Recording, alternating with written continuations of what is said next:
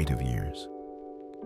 The mirror shows a stranger's face, with silver threads and weathered grace, where once smooth skin has learned to fold, mapping every story told. These hands that shake when morning comes were steady once, when I was young. They built a home, they held my bride, they wiped away the tears she cried.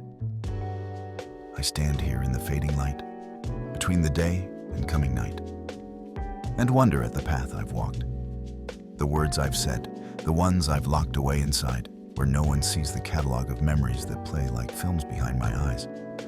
Some make me laugh, some make me cry. The stairs grow steeper every year. The names of friends grow less clear. But somehow, I remember still that summer day on Johnson's Hill, when Mary wore her yellow dress and I was nervous, I confess, to ask her if she'd take my hand and help me be a better man. She did, thank God. She really did, and gave me love, and gave me kids, and taught me patience when I had none. Showed me battles need not all be won. Through 40 years of joy and pain, through sunshine, storm, and gentle rain, she stood beside me, strong and true, the greatest gift I ever knew. But I was foolish in my pride, worked too much, stayed too late inside that office where I thought I'd find some meaning, some immortal kind of legacy in deals I'd make, in money earned for money's sake. I missed the recitals, missed the games, called out my children's wrong names, too tired to listen when they spoke, too busy for their childish jokes. If I could go back, knowing what I know, I'd hurry less and move more slow. I'd put the briefcase down and play. I'd treasure every single day. I'd hold my babies longer, tighter, make the heavy moments lighter, tell them more that they were loved, that they were everything I dreamed of. But time, that thief, moves just one way, and children grow and move away, and suddenly the house is quiet, and you'd give anything to buy it. One more morning of their laughter, one more mess you cleaned up after, one more bedtime story read, one more kiss on the sleepy head. I see them now with kids their own, repeating patterns I have sown, the good, the bad, the in-between, and hope they see what I have seen.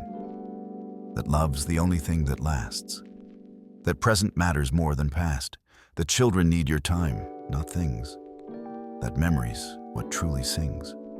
The doctor says my heart is weak. These knees won't climb another peak, but still I wake up every dawn and shuffle out across the lawn to watch the world come back to life. Remember all the joy and strife, and thank the heavens I'm still here to see another turning year. There's so much that I got wrong.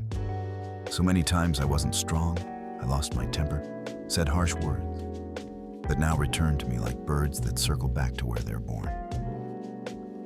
I wish that I could have forewarned the younger me who thought he knew the right thing, the perfect thing to do. I should have said, I'm sorry more, admitted when I wasn't sure, been humble when I needed grace, acknowledged when I'd lost the race.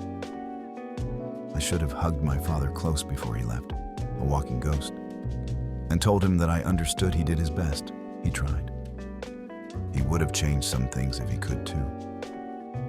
We're all just learning as we move through. But here's the thing I've come to know, that only time and age can show. We're human, flawed, and bound to fall. And that's not tragedy at all. It's in the falling that we learn. It's in the crash and burn and yearn for second chances, brand new days, for different words, for better ways. And though my race is nearly run, though I can't undo what I've done, I still have moments, hours, days, to love in all the smallest ways. A phone call to my daughter's phone, to tell her she's not all alone. A letter to my grandson, penned with shaking hand before the end. With all the wisdom I can share, with all my hopes wrapped in a prayer, I tell him, chase your dreams, but know that dreams alone won't make you grow. It's how you treat the ones you meet, the stranger on a crowded street, the colleague who is struggling through, the person who depends on you. Be kind, it costs you nothing, son, but means the world when day is done. I tell him, love with all your might. Don't go to bed still in a fight. Say what you mean while there is time. For silence is the greater crime. Don't wait for perfect moments, boy, for perfect is the death of joy. Just dive into the messy, real. Allow yourself to truly feel. I tell him, failure's not the end. It's just a curve along the bend that leads you to where you're meant to be. If you have courage just to see that every stumble, every fall, is teaching you to stand up tall, to dust yourself off. Try again, to find the wisdom in the pain. And I tell him about the small things too. The morning coffee, sky of blue, the feeling of fresh rain on skin, the peace that comes from deep within when you stop rushing, stop the race, and simply sit in time and space and breathe and notice you're alive. This gift of consciousness we drive right past in our pursuit of more, of what we think we're destined for. The greatest moments of my life weren't promotions, weren't the strife of climbing ladders, winning prizes, but the small and sweet surprises. Mary's laugh at something silly, winter mornings, crisp and chilly, my son's small hand inside my own. The comfort of a well-worn home, a sunset watched from my back porch, a friend who was my guiding torch through decades of the darkest nights. These simple, ordinary lights that lit my path and kept me whole, that fed my hungry, searching soul. So now I sit here, old and gray, and watch the light fade from the day, not bitter, though I have regrets, not angry at the sun that sets, but grateful for the time I had, the beautiful, the good, the bad, the tapestry that I have woven from the threads that I was given. And if you're young and reading this, don't think that you have time to miss. Don't think tomorrow's guaranteed. Don't let your pride and want and greed steal moments that you'll wish you'd taken. Don't leave your love unspoken, shaken loose only when it is too late. Say, I love you. Don't hesitate. And if you're old like me and tired and feel your best years have expired, remember there is beauty still in watching dawn from windowsill, in sharing stories with the young, in songs once loved, once known, once sung, in knowing that the love you gave continues on beyond the grave, in children's eyes. Your legacy will never die. The mirror shows a stranger's face, but I have learned to give it grace.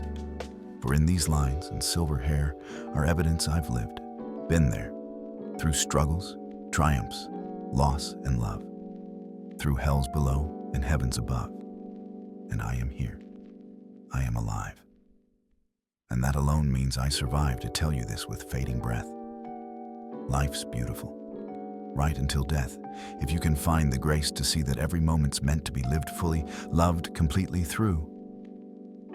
That's all we're really meant to do.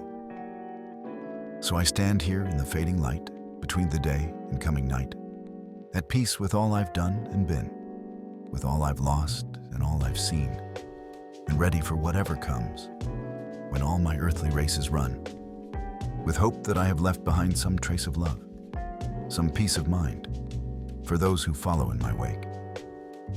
That's all the legacy I'll take.